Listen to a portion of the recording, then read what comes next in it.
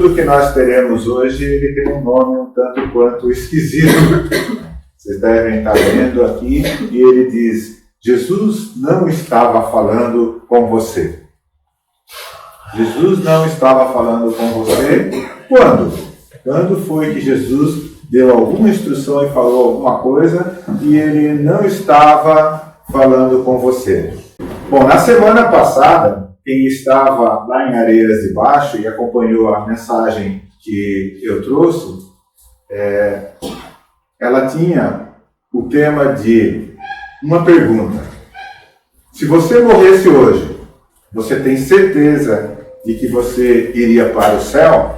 Esse foi o assunto do qual nós tratamos na semana passada. E a mensagem de hoje, ela está, na verdade, interligada com o assunto que foi visto na semana passada. Na semana passada nós vimos: se você morresse hoje, você tem certeza de que você iria para o céu? E pelos textos da palavra de Deus e pelos versículos que nós apresentamos, eu poderia dizer para vocês que não sobra dúvida alguma de que você pode ter essa certeza dada pela palavra de Deus. Afinal de contas, a palavra de Deus é que nos diz que agora, pois, já nenhuma condenação há para os que estão em Cristo Jesus.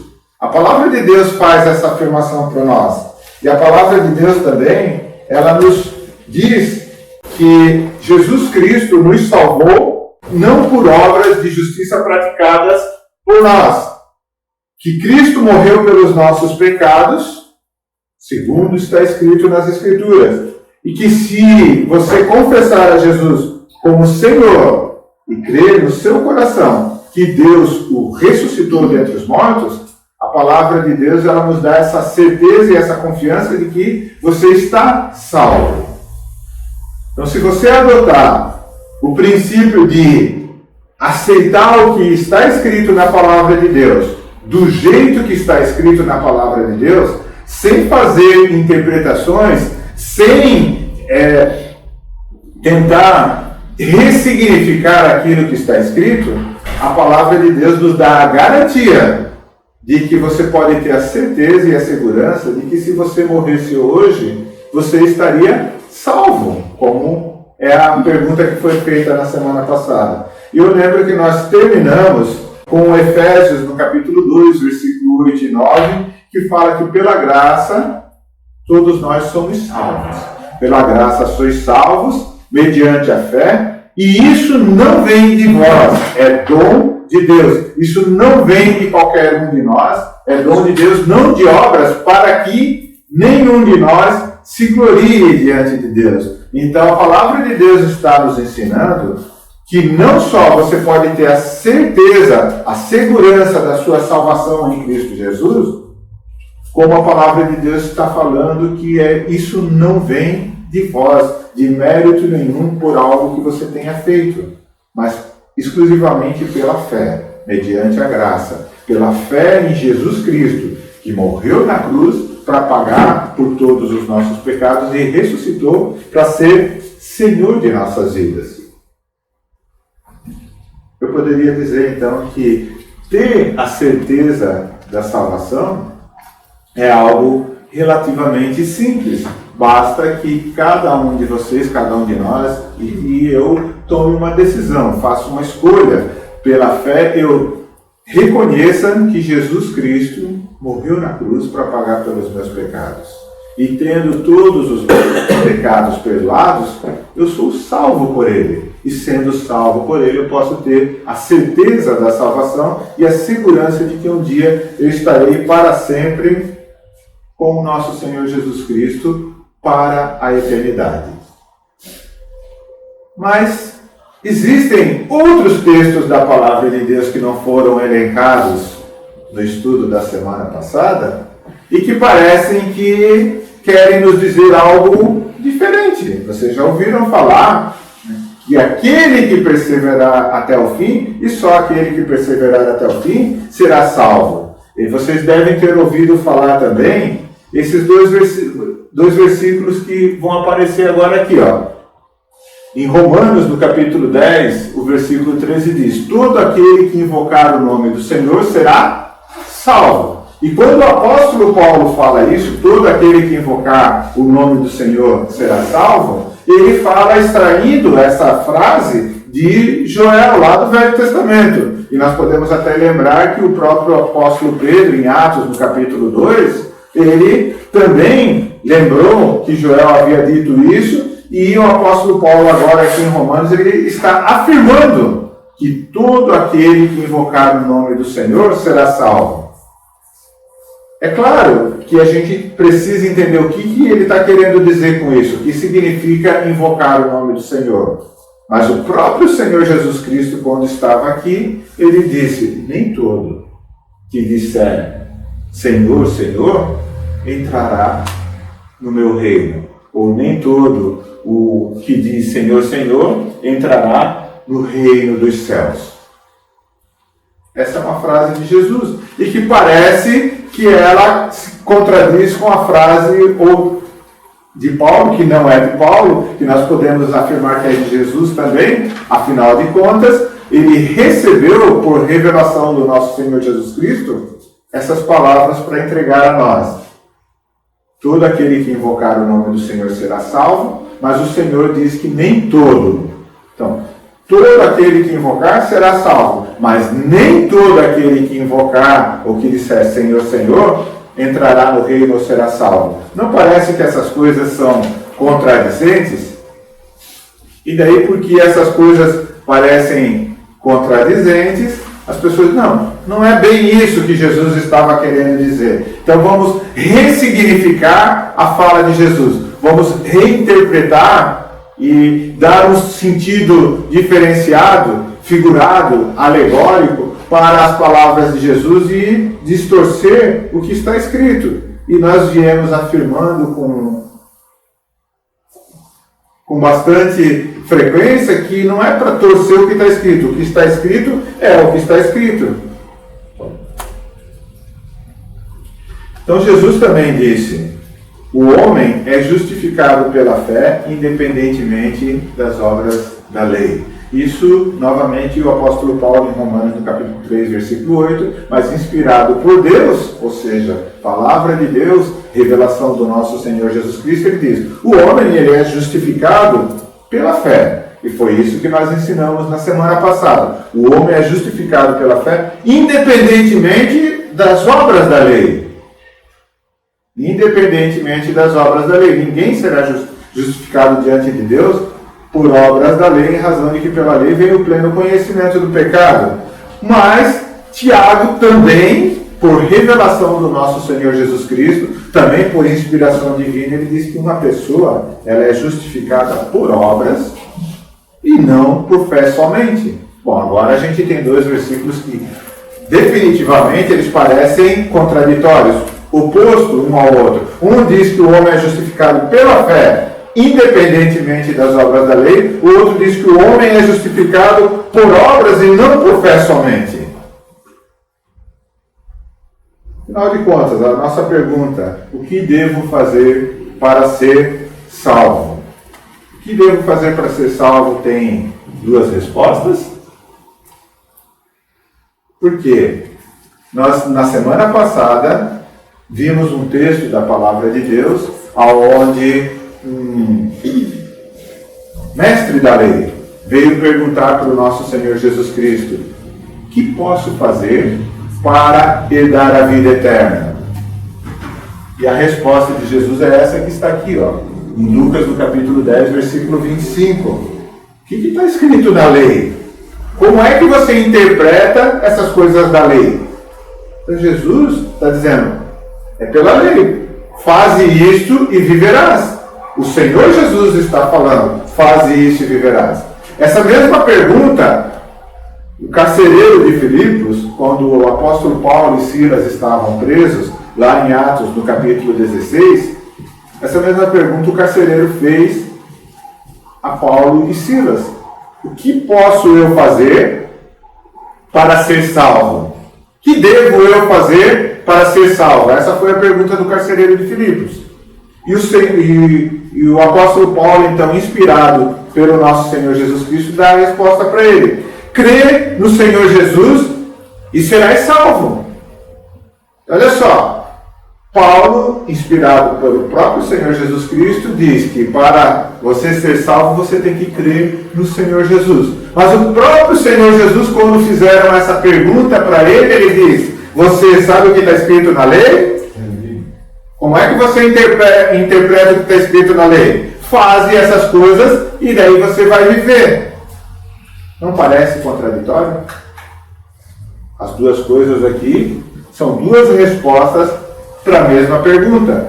E alguém vai dizer assim: não, mas essas coisas elas devem ser avaliadas de jeitos diferentes, interpretadas de uma forma diferente.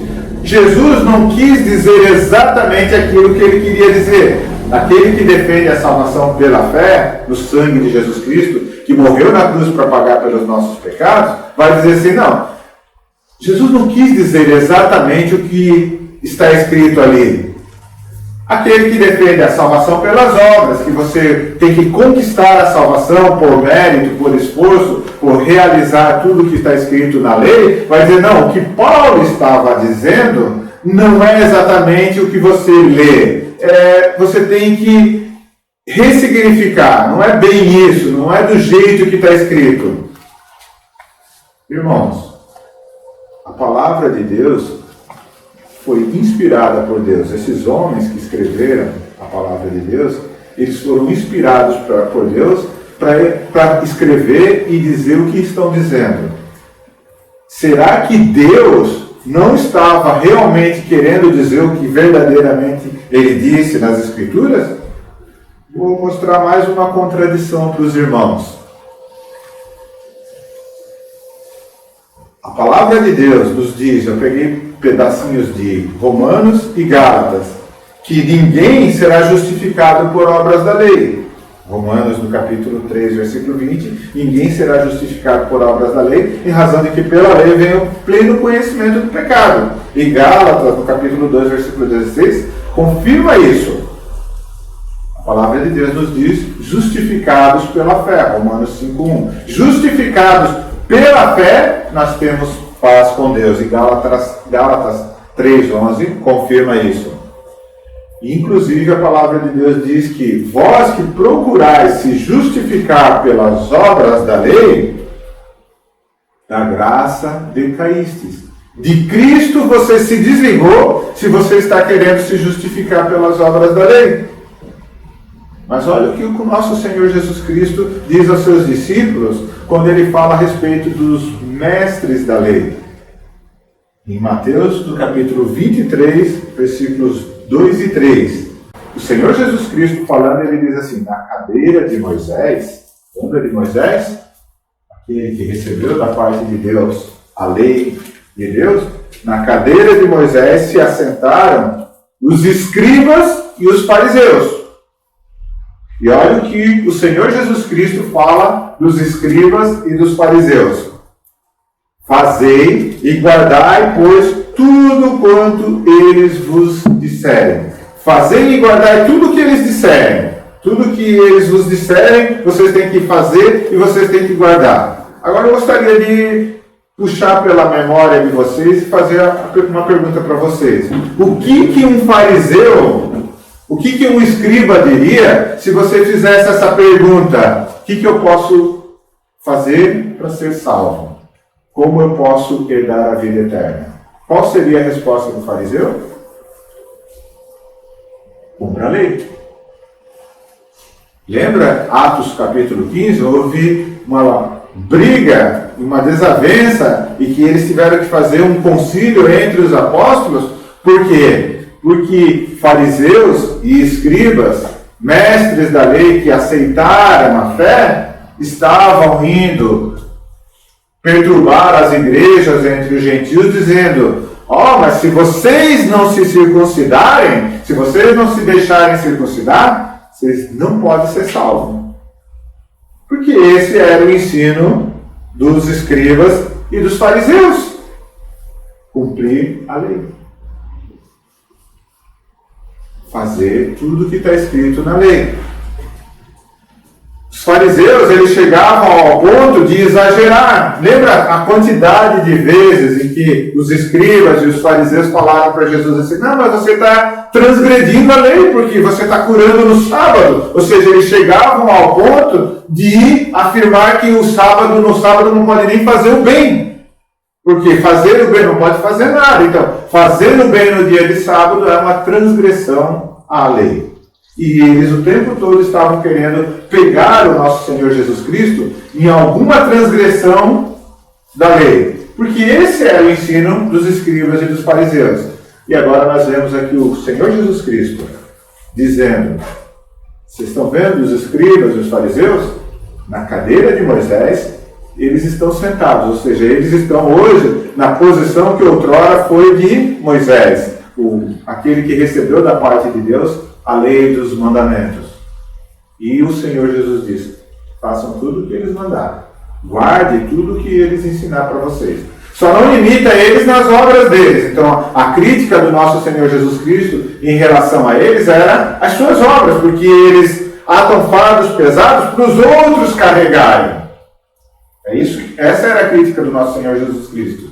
E eles mesmo nem com o dedo querem carregar esse fardo. Ata fardo pesado para os outros. Então, mas Jesus não está criticando o fardo. Ele diz: fazei tudo o que ele diz. O fardo está certo. O problema deles é que eles não praticam aquilo que eles ensinam. O problema deles é que eles transgridem a própria lei que eles defendem. Mas a prática da lei é que traz justiça. E daí alguém vai dizer: mas é que Jesus não estava realmente querendo dizer o que ele disse nesse versículo. Jesus não estava querendo realmente dizer essas coisas. É um pouquinho diferente. Irmãos, se Jesus não estava querendo dizer o que ele realmente disse, aí nós vamos agora ser entregues a todo vento de doutrina. Porque então alguém vai ter que nos explicar o que realmente Jesus estava querendo dizer. E daí você vai ser obrigado a se sujeitar à doutrina de homens. Porque daí um vai dizer que Jesus estava querendo dizer desse jeito, outro vai dizer que Jesus estava querendo dizer daquele jeito, e é por essa razão que nós temos nos dias de hoje tantas religiões, tantas denominações. Porque cada um está dizendo: não, Jesus não estava querendo dizer o que realmente está escrito aqui. Deixa eu explicar para você direitinho o que Jesus estava querendo dizer. E daí ele vai trazer para você a interpretação, ou o sentido que ele deu ao que Jesus poderia estar querendo dizer, quando na verdade Jesus estava querendo dizer exatamente o que ele disse. Bom, mas se Jesus estava realmente querendo dizer aquilo que de fato ele disse, eu vou tomar agora, nesse momento, como texto base, um texto que nós usamos também na semana passada. E agora eu gostaria de convidar vocês para abrirem as suas Bíblias em Lucas, no capítulo 18, porque nós vamos ler essa passagem, essa história, que é bastante conhecida de todos vocês. Lucas, capítulo 18, versículo 18, nós vamos ler até o versículo 29. Lucas, capítulo 18, o versículo 18, diz assim... Lucas capítulo 18, versículo 18. Perguntou-lhe certo príncipe, dizendo: bom mestre, que hei de fazer para herdar a vida eterna? Olha só, aqui está a nossa pergunta. O que eu devo fazer para ser salvo? O que eu devo fazer para herdar a vida eterna? Bom, quem participou do nosso estudo na semana passada sabe a resposta para essa pergunta, né? Qual que é a resposta? Creia no Senhor Jesus Cristo, aceite Ele como Senhor e Salvador da sua vida. Creia que Ele morreu na cruz para pagar pelos seus pecados. Não é isso que a palavra de Deus nos ensinou naqueles versículos que nós estudamos na semana passada? Bom, agora nós vamos ver a resposta de Jesus para este homem que pergunta para ele: o que hei de fazer para herdar a vida eterna? Então Jesus lhe disse: por que me chamas bom? Ninguém há bom senão um, que é Deus. Sabes os mandamentos? Não adulterarás, não matarás, não furtarás, não dirás falso testemunho, honra o teu pai e a tua mãe. Olha a resposta de Jesus. Sabes dos mandamentos. E daí ele cita alguns dos mandamentos. E o jovem disse: todas essas coisas eu tenho observado desde a minha mocidade. Ele está querendo dizer que, com relação à lei, ele está quites. Nós não vamos entrar no detalhe de, será que realmente ele não está sendo arrogante aqui em dizer que ele obedece todos os mandamentos e obedece à risca toda a lei? Não vamos entrar nesse mérito. O fato é que Jesus acrescenta. Jesus diz: tudo bem então. Primeiro passo cumprido. Tudo isso ele já vinha observando desde a sua mocidade. E quando Jesus ouviu isso, Jesus disse para ele: ainda falta uma coisa. Vende tudo o que tens, reparte-o pelos pobres e terás um tesouro no céu. Vem e segue-me. Olha só o que Jesus responde agora para ele. Então agora falta mais uma coisa. Vende tudo o que tu tem, dá para os pobres e siga-me. Bom, o restante da história ali, vocês conhecem quando o jovem, sendo muito rico e tendo muitas posses, ele julga que ele não está apto, então, à vida eterna, conforme o Senhor Jesus Cristo orientou ele, porque ele não estava disposto a vender tudo. E mesmo sendo uma pessoa íntegra, no sentido de obedecer todos os mandamentos, como ele afirmou e Jesus não o contestou em relação a isso, o Senhor Jesus vai dizer: dificilmente uma pessoa como ele, um rico, entrará no reino dos céus. Jesus chega a dizer: é mais fácil um camelo passar pelo buraco de uma agulha. Ou seja, ele cumpriu o primeiro passo, mas faltou ainda o restante. Então, não está faltando alguma coisa aí? Olha só, Jesus diz para ele, para aquela pergunta que nós fizemos: o que eu devo fazer para ser salvo? Não está faltando a cruz, não está faltando o sangue de Jesus Cristo derramado pelos nossos pecados, não está faltando nessa sequência aqui o Jesus que morreu e ressuscitou por todos nós. Aí alguém vai dizer assim: ah não, mas isso ainda não havia acontecido, irá acontecer mais à frente. Quer dizer que Jesus só morreu na cruz para pagar pelos pecados das pessoas que creem nele depois da cruz? As pessoas antes da cruz não têm a salvação pela fé? Não é o que a Bíblia ensina. A palavra de Deus fala que todos foram salvos pela fé. Todos nós fomos. Ah, mas é que Jesus não quis entrar nesse assunto. Mas por quê? A pergunta foi clara: o que eu devo fazer para herdar a vida eterna? E a resposta que nós damos sempre é clara também: crer no Senhor Jesus Cristo. Creia que Ele morreu e ressuscitou pelos seus pecados. Creia que Ele ressuscitou para ser Senhor da sua vida. Ele derramou o sangue dele naquela cruz para pagar o preço do seu pecado. Ah, mas Jesus queria dizer isso, mas ele ainda não era o momento de dizer.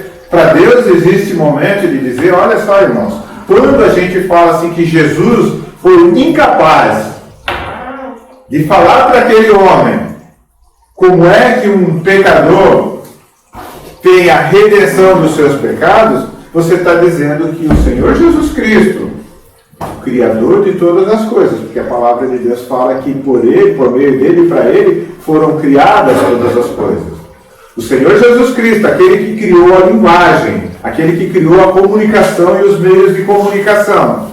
O Senhor Jesus Cristo foi incapaz de responder essa pergunta do jeito que ela deveria ser respondida.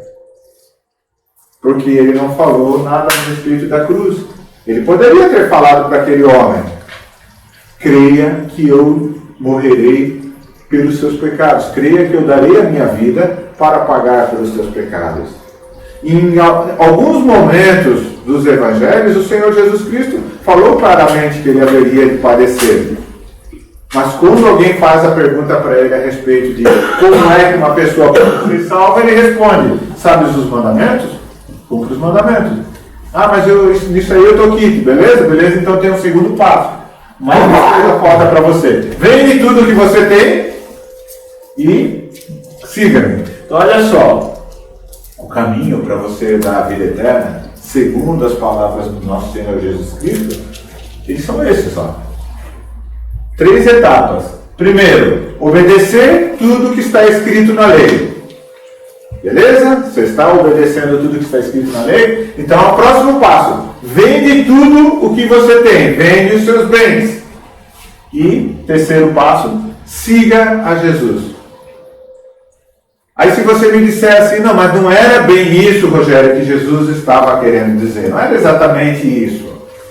Essas coisas têm que ser avaliadas de uma outra forma. Vamos ressignificar o que Jesus estava querendo dizer. Se não era exatamente o que está escrito que Jesus queria dizer, então por que os apóstolos fizeram isso? Por quê? Porque os apóstolos e todos os discípulos, lembra de Atos no capítulo 2 em diante, o que Barnabé fez? Tendo um campo, ele vendeu e entregou aos pés dos apóstolos. E todos estavam fazendo isso. Vendiam tudo que tinham para viver, tendo uma vida em comum, todos em comum, aguardando a vida do reino de Deus. Eles estavam crentes e convictos de que o reino estava próximo, como o Senhor Jesus havia lhes anunciado. E eles estavam fazendo o que Jesus mandou fazer.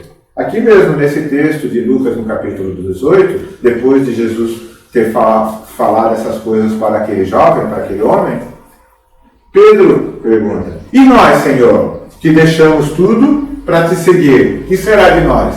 Aí o Senhor Jesus diz: não existe quem tenha deixado mãe, pai, família, casas, ou bens, ou herança, para me seguir, que não tenha isso tudo em dobro no reino de Deus e por fim a vida eterna. Então Jesus estava realmente querendo dizer exatamente o que ele disse.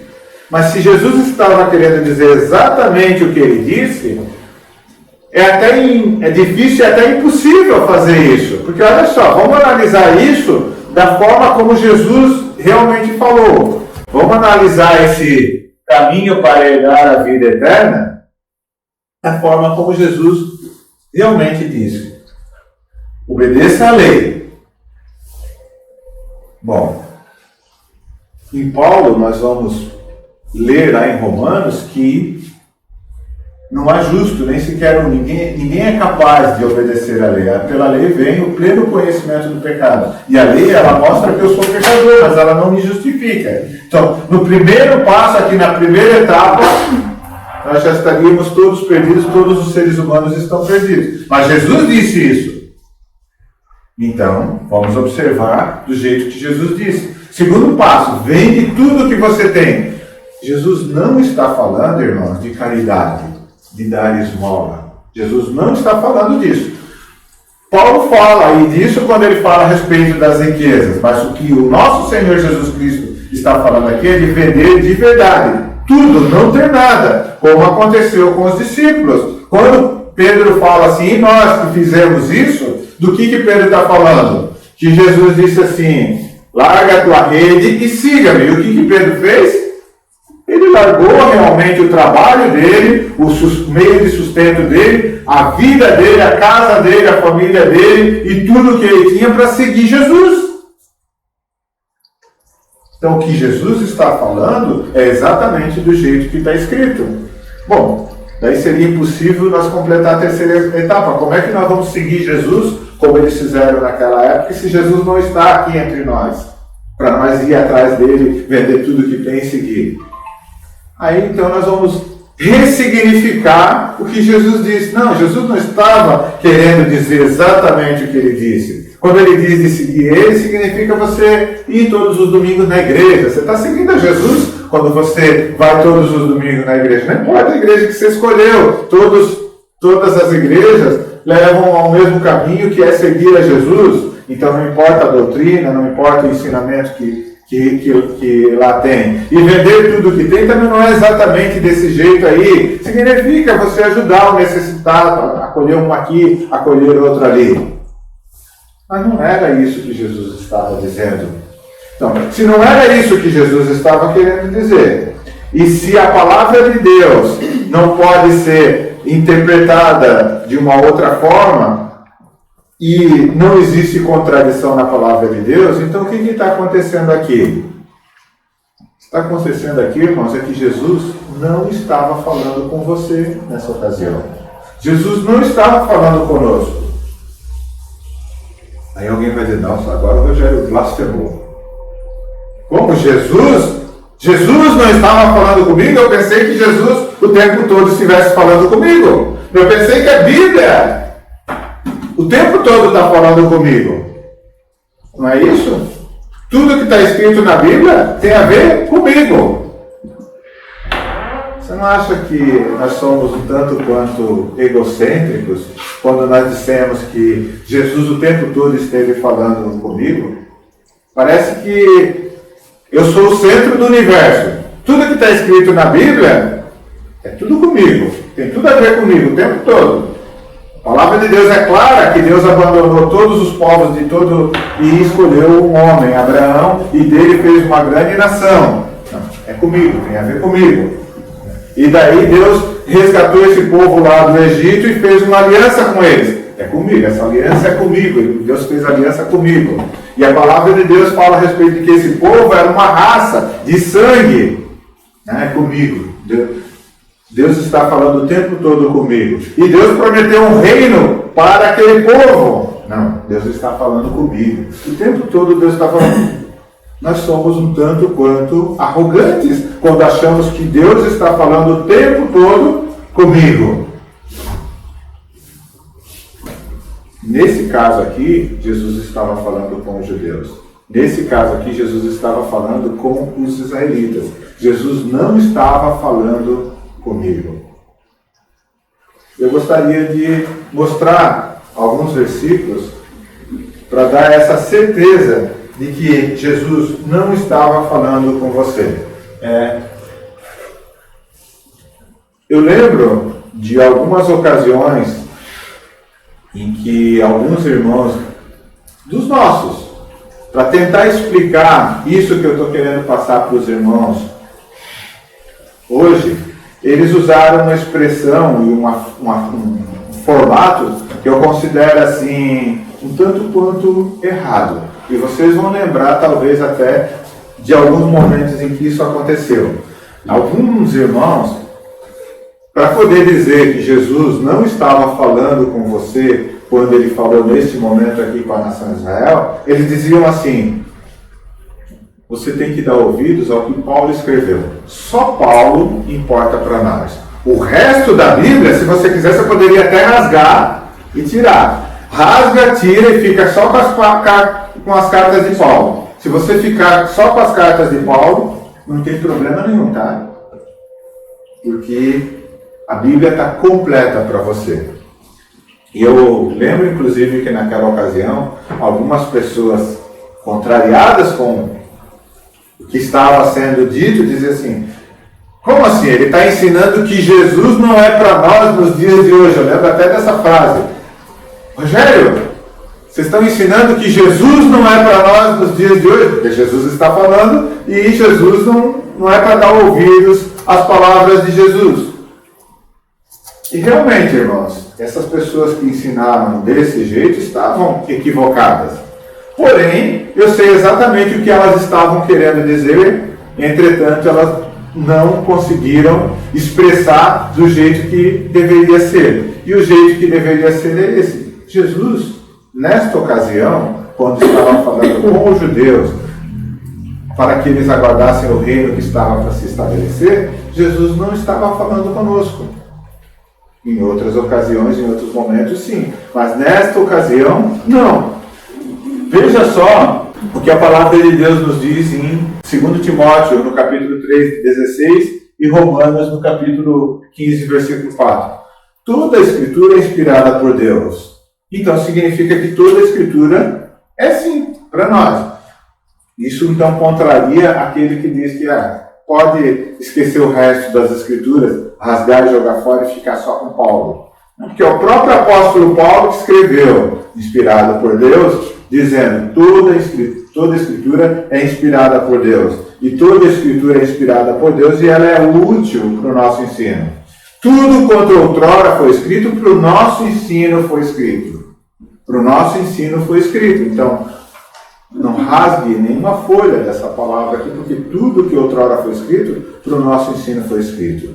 O que nós realmente precisamos entender é que, embora tudo que foi escrito para o nosso ensino, nem sempre Jesus estava falando com você. Jesus deu uma ordem para Adão, dizendo: de todas as árvores do jardim você pode comer livremente, inclusive da árvore da vida que está no meio do jardim, e coma da árvore da vida e terás vida eterna. Como assim, comer da árvore da vida que dá vida eterna? Nós acabamos de ver que crer que Jesus Cristo morreu na cruz para pagar pelos nossos pecados é que dá vida eterna? Ou que, em outra ocasião, Jesus estava falando com os judeus e disse: cumpra os mandamentos, e agora Deus fala para Adão que o que dá vida eterna é comer da árvore da vida. Se você comer da árvore do conhecimento do bem e do mal, morrerás. Essa não foi uma ordem dada a nós. Toda a Escritura é útil para o nosso ensino. Mas Deus, nessa ocasião, não estava falando conosco, estava falando com Adão. Depois, eles foram expulsos do jardim e Abel ofereceu mais excelente sacrifício do que Caim, pelo qual ele obteve o testemunho de ser justo, e por meio daquela oferta, mesmo depois de morto, ele ainda vive. Ou seja, ele recebeu a vida eterna pela oferta que ele fez, o sacrifício de um animal. Mas não era pelo sangue derramado do nosso Senhor Jesus Cristo? Para Adão não era comer da árvore da vida?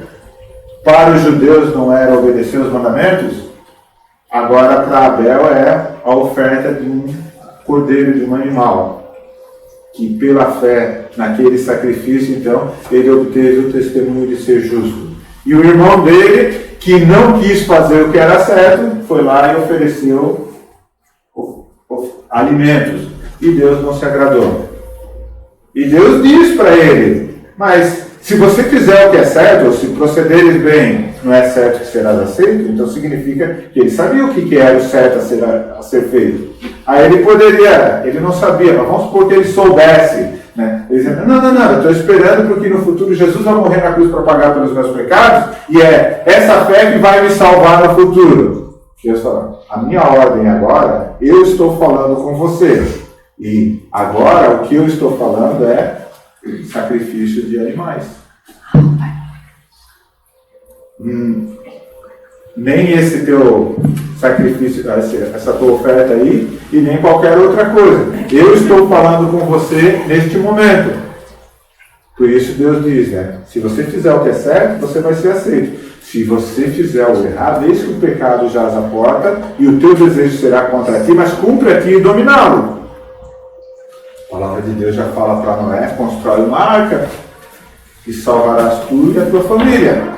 E isso foi imputado para a justiça, para a salvação eterna dele. Mas nenhum de nós é para fazer arca.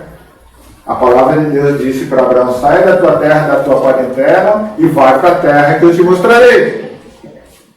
E a palavra de Deus diz que Abraão creu em Deus, e isso o quê? Essa atitude dele de sair da terra dele e ir para a terra que Deus mostrou, foi-lhe imputado para a justiça. A fé dele foi imputada para a justiça. Deus estava falando conosco, Deus estava falando com Abraão. Então, se Deus não estava falando comigo, Deus estava falando com Abraão, o que Deus disse para Abraão é para Abraão.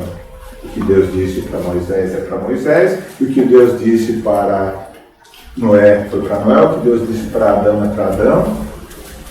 Nem sempre Deus está falando conosco, irmãos. Toda a Escritura é inspirada por Deus e ela é útil para o nosso ensino. E nós poderemos extrair ensinamentos dali. Mas não necessariamente Deus está o tempo todo exclusivamente preocupado com o Rogério. O Rogério é o homem mais importante da face da Terra. Eu sou o centro do universo. Como é que Deus escreve uma Bíblia e não está falando comigo o tempo todo? Eu sou mais importante do que Deus, então. Bom, irmãos, nós somos bastante egoístas, egocêntricos. Nós achamos que o universo gira em torno de nós. E que Deus está o tempo todo preocupado conosco. Toda a Escritura é inspirada por Deus e ela é útil para o nosso ensino. Mas nem sempre Deus esteve falando conosco. Ele teve planos com outro povo, com uma nação, ele planejou outras coisas. E nós precisamos entender a palavra de Deus, entender as Escrituras para poder compreender quando é que Deus está falando conosco e quando Deus não está falando conosco. Vamos abrir a Bíblia em Mateus, no capítulo 10. Em Mateus, capítulo 10, nosso Senhor Jesus Cristo chama os seus discípulos e ele deu ordens a eles, enviando-os com poder para anunciar o Evangelho do Reino. E diz assim no versículo 1: E chamando os seus 12 discípulos, deu-lhes poder sobre os espíritos imundos, para os expulsarem e para curarem toda enfermidade e todo mal. Ora, os nomes dos discípulos dele, vai falar os nomes dos discípulos, e no versículo 5 ele diz o seguinte: Jesus enviou estes 12 e lhes ordenou, dizendo: Não ireis pelo caminho das gentes, nem entrareis em cidade de samaritanos, mas ide antes às ovelhas perdidas da casa de Israel, e ide pregar dizendo: É chegado o reino dos céus. E daí ele fala: curai os enfermos, limpai os leprosos, ressuscitai os mortos, expulsai os demônios, de graça recebestes e de graça dai. Jesus enviou os discípulos exclusivamente para as ovelhas perdidas da casa de Israel. Ele disse assim: não entreis em cidade de samaritano, nem vão rumo aos gentios. Significa que Jesus está querendo dizer, se isso fosse nos dias de hoje, Jesus está dizendo: não vão para Biguaçu, não vai para o Brasil, não vai para o resto do mundo, exclusivamente procurai as ovelhas perdidas da casa de Israel. Então, se houver uma ovelha perdida da casa de Israel no Brasil, pode vir para o Brasil. Se houver uma ovelha perdida da casa de Israel em Biguaçu, pode ir para Biguaçu. Mas procurai exclusivamente as ovelhas perdidas da casa de Israel. Por quê? Porque agora eu estou falando com as ovelhas perdidas da casa de Israel, para não confundir. Vai que você fala o que não é para ser falado para pessoas de outros povos, onde a mensagem que eu tenho para anunciar é exclusivamente para as ovelhas perdidas da casa de Israel. Abre Mateus no capítulo 15, versículo 21 diz, Mateus capítulo 15, versículo 21. E partindo Jesus dali, foi para as partes de Tiro e Sidom. E eis que uma mulher cananeia, ou seja, não é mais ovelha perdida da casa de Israel, dos outros povos. Então, uma mulher que era gentia de outros povos, foi procurar Jesus.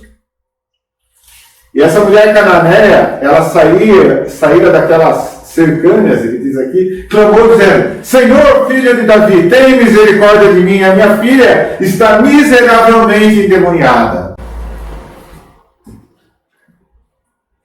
Vocês conhecem Jesus. Vocês têm sido ensinados nos caminhos do nosso Senhor Jesus Cristo. E aqui nós vemos uma mulher extremamente apavorada e clamando: Senhor Jesus, Senhor, filho de Davi, tem misericórdia de mim, porque a minha filha está muito endemoniada. O que vocês acham que Jesus vai fazer? Óbvio que ele vai ajudar ela, né? Jesus ajuda todos. Eu vejo assim que tem pregador que tem dificuldade até com isso. Por quê? Como é que eu vou pregar na minha igreja que o Jesus, que resolve os problemas de todo mundo? Mas ele não me respondeu palavra nenhuma. Ele ficou calado. Sabe o que Jesus está querendo dizer com esse silêncio para aquela mulher? Eu não estou falando contigo. Neste momento, eu fui enviado para as ovelhas perdidas da casa de Israel. Ainda não é contigo. Ainda não é o teu momento. Aí alguém poderia pensar assim, então os discípulos vão chamar a atenção de Jesus. Ô Jesus, poxa, a mulher está aí, pedindo, clamando, misericórdia, tem compaixão de mim. Não vai atender ela? Não, os discípulos já tinham entendido a mensagem de Jesus. E os discípulos chegam para o nosso Senhor Jesus Cristo dizendo, despede ela, porque ela vem atrás de nós aí, clamando e pedindo e rogando o tempo todo. Será que ela não entendeu ainda que isso aqui, esse ministério, o que está para acontecer não é com ela? Não tem a ver com ela? Mas esse Jesus que eu estou anunciando agora, vocês não conhecem, né? Porque como assim Deus faz acepção de pessoas? Jesus não vai atender o pedido daquela mulher que está clamando? O Senhor Jesus diz para aquela mulher, eu não fui enviado, senão as ovelhas perdidas da casa de Israel. E ela chegou e adorou ele. Mais uma vez, mesmo sabendo que ele disse para ela, eu não fui enviado às ovelhas perdidas da casa de Israel, ela se prostrou e adorou o nosso Senhor Jesus Cristo e disse, Senhor, socorre-me. Eu fico imaginando a aflição daquela mulher pela filha. Socorre-me. Olha o que Jesus fala no versículo 26. Ele, porém, respondendo, disse, não é bom pegar o pão dos filhos e deitá-lo aos cachorrinhos. Irmãos, vocês têm noção do que Jesus falou para aquela mulher? Não é bom tirar da mesa dos filhos e dar para os cães. Quem que são os filhos? Os filhos são o povo de Israel. Os filhos, nesse caso aqui, Jesus falou, eu não vou tirar da nação de Israel, porque esses milagres e tudo que eu tenho feito e o anunciado do reino de Deus é para eles, eu não vou tirar deles e dar para os cães. Não é bom tirar dos filhos e dar para os cães.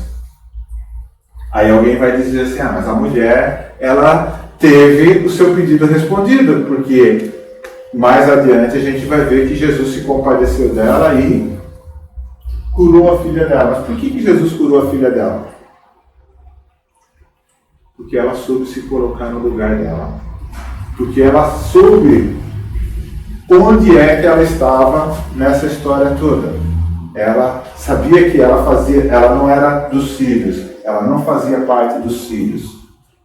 E ela entendeu que Jesus não estava falando com ela em nenhum momento daqueles em que ele estava anunciando o reino para a nação de Israel. E ela diz, eu sei disso, mas os cães, os cachorrinhos, eles comem também das migalhas que caem da mesa do dono. A mulher, ela entendeu que ela não era dos filhos. Ela fazia parte daqueles que não são filhos. E que aquela mensagem não estava sendo enviada para ela. E ela diz, eu entendi, eu sei, mas é que os cães também comem das migalhas que caem da mesa do seu Senhor. Porque ela entendeu o que nós estamos querendo ensinar hoje aqui, ela teve o seu pedido atendido. Então, toda a Escritura é inspirada por Deus, irmãos. Toda a Escritura é inspirada por Deus e ela é útil para o nosso ensino. Mas nós precisamos sim, e é isso que eu gostaria de transmitir aos irmãos, nós precisamos saber nos colocar no nosso lugar, que nem sempre Jesus está falando conosco. E como é que eu vou fazer para saber como me colocar no meu lugar? Bom, eu gostaria de encerrar agora com um último versículo que está em 2 Timóteo, no capítulo 2, no versículo 15. Procura apresentar-te a Deus aprovado, como obreiro que não tem do que se envergonhar e que maneja bem a palavra da verdade. Manejar bem a palavra da verdade significa você saber o que é para você e o que não é para você. Significa você saber quando Jesus está falando com você ou quando Jesus está falando com uma outra pessoa. Toda a Escritura é inspirada por Deus e ela é útil para o nosso ensino. Mas se Jesus está falando com outra pessoa, a instrução é para aquela outra pessoa, dali eu só tiro uma lição, um ensino para mim. Mas Jesus não está falando comigo naquele momento. Então agora eu gostaria de fazer a propaganda do estudo que nós estamos fazendo na terça-feira aqui. Esse estudo que nós iniciamos na terça-feira é conhecendo a sua Bíblia. É você entender o que é que a palavra de Deus tem para nós nos dias de hoje e fazer essa distinção, o que não é para nós nos dias de hoje. Toda a Escritura é inspirada por Deus e ela é útil para o nosso ensino, mas se você não souber fazer a divisão correta, se você não souber fazer a separação de quando é que Deus está falando com você e quando Deus não está falando com você, você vai fazer a maior confusão. Você não vai compreender a vontade de Deus. E você vai dizer assim, a Bíblia é um livro confuso, eu não consigo entender. E porque ela é um livro confuso e eu não consigo entender, eu vou procurar quem entenda mais do que eu. E dessas pessoas que dizem que entendem mais do que você, eles vão dizer assim, não, realmente existe uma confusão. Ó. Aqui Jesus está falando de um jeito e aqui ele já está falando do outro. Mas é o seguinte, Jesus não quis dizer nem isso e nem isso. O que Jesus quis dizer é, e daí ele vai trazer para você a instrução que ele quer. E daí a palavra de Deus diz que nós estamos agora então sujeitos ou levados a todo vento de doutrina, jogados ao redor aí por todo vento de doutrina, pela artimanha dos homens que induzem ao erro. Por quê? Porque não conseguiram observar e dividir corretamente a palavra de Deus, fazer esse manejo correto da palavra de Deus, que é o que nós precisamos fazer. Não existe contradição na palavra de Deus. O que existe é, em alguns momentos, Deus está falando com você, e em outros momentos, Deus não está falando com você. E não há nada de errado nisso, porque você não é o centro do universo. Então significa que Deus naquele momento resolveu falar com outro e não com você. Qual que é o problema? Procura apresentar-te a Deus aprovado, como obreiro que não tem de que se envergonhar e que sabe manejar bem a palavra da verdade. É isso que nós pretendemos com esses estudos que nós temos feito. E é por isso esse convite, que você possa participar conosco e estar compreendendo a palavra de Deus do jeito que ela foi escrita, sem interpretações, sem ressignificações. O que está escrito é o que está escrito. O que a gente precisa descobrir é para quem que foi escrito, com quem Jesus está falando, qual é o contexto dessa situação. Será que eu me encaixo nesse contexto? O que está escrito é do jeito que está escrito. O que pode acontecer é que eu nem sempre me encaixo ao contexto daquilo que está escrito. E não há problema nenhum se você não se encaixar. Por quê? Porque você não é o centro do universo. Nem tudo que está escrito foi escrito para você. Em alguns momentos, Deus não está falando com você. Vamos ficar de pé agora? Vamos terminar fazendo uma